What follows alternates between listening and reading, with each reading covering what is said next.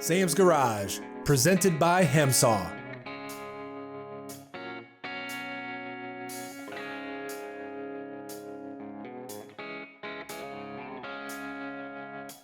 Sam and Doug discussed their progress on the new frame for the 57 Thunderbird this season. The front and rear suspension is completed and ready for some action on the road. All that's left is to weld everything up and marry the body back to the frame.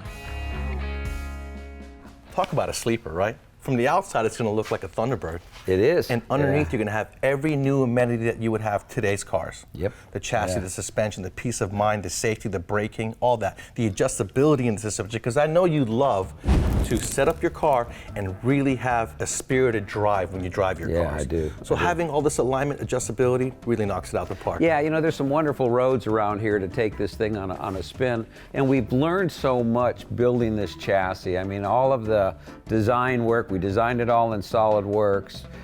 We used a lot larger tubing on it because we wanted a real stiff frame, because we know we're going to be putting on a lot of power out of that Coyote motor. So there's a lot of enhancements we've done, and we've also learned a lot by building this, because we didn't have the body in SolidWorks, so we weren't able to mate everything together. So have everything on the lift and having the chassis down low. This way, when we built it, when we lowered the body down, we found we needed to make some tweaks. And by doing all of this, it made it a lot easier. So you guys at home, if you have a lift, build yourself that platform so you can take it on and off, because you can really see sometimes it's not exactly the way you think it's going to be. And, you know, I was a little worried. I thought, you know, this is a huge project. There's no way we were going to be able to do it. But being here at HEMSAW, a full fab shop, you guys are capable of doing really anything.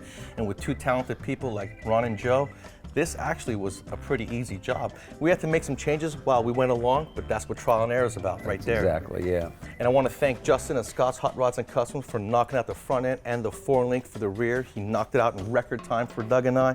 Thank you so much for that. Moser with the 9-inch rear end, same deal. They knocked it out really quick for us. 35 spline axles, LSD, everything you need back there to handle the Coyote motor that we did on the engine run stand, and we put the Holley EFI on it.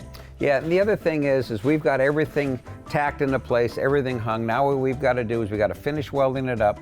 We're going to have to put all of the stiffeners into it, and then after that it'll go to the paint shop. It'll all get ground, everything will get looked, and then we're going to put a 2-part epoxy paint on it, and we're not going to powder coat this. And the only reason we're going to do that is in case we get any scratches and stuff we're doing with epoxy paint, I can touch up. If we use powder coat, it's really hard to do. You usually on powder coat to touch it up, you have to strip it back down and redo it. Yeah. So it really becomes a bear. You guys saw us this season. We've completely taken this HEMSAW Thunderbird 57 project apart. We built the chassis. You saw us on the engine run stand doing a leak down test, compression test on the Coyote motor. We made it look really good for when we put the Holley EFI on it. Next time you come to the shop, you're gonna love it. I sent you the video. So you're really gonna love the way it looks. It's completely different.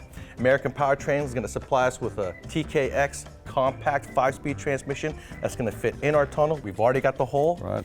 Ron and Joe are going to clean up our hole, make us a new tunnel, so that when this car comes back to us season 9, which is going to be in the fall, you guys want to stay tuned so you can see Doug and I put the Coyote motor in, put the powertrain in it. You're going to have to do some work before it comes to me, though, with Ron and Joe finishing this thing up. But it's going to be so fun. And it will be. You know, this is the way everything came out, and the last little bit we have to do, the hardest part we've done. Now it's all going to be the last little bits. It's going to take a little bit of a time, but not that bad. All the hard stuff is done. And then we're going to move on to the new project. That 75 Eldorado convertible. Catch us. Jerry's going to love that. Oh, yeah. It was one of my father's cars, just like the Hudson. It was in a barn for a long time. It's going to be a blast to build.